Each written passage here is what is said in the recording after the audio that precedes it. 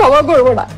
আমি তহিদ ভাইকে না কোনোদিন ক্ষমা করবো, আমি মঞ্জু ভাইকে কোনোদিন ক্ষমা করবো না। এসে আমার কাছে আসলো, এসে আমার হাত, আমার শোল্ডারে হাত নিয়ে আমার মাথার কাছে মুখ নিয়ে বলতেছে, তোর পিরিয়ডের আজকে কয়দিন চলতেছে?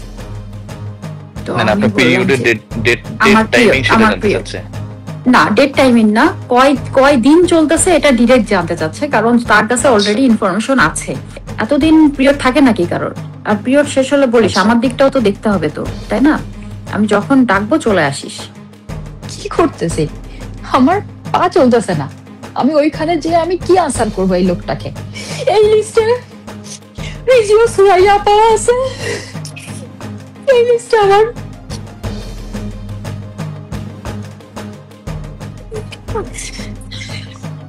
এই লিস্টে আমার ফায়াজ ভাইও আছে। এরা পুরো আমার ক্যারিয়ারটা ধ্বংস করে দিবে।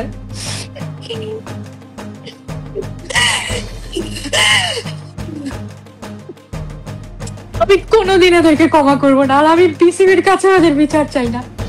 আমি আমার আল্লাহর কাছে এদের বিচার দিয়েছি, আল্লাহকে বলছি আমার চোখের সামনে এদের বিচার দেখাবেন, আর না হলে আমি ময়দানে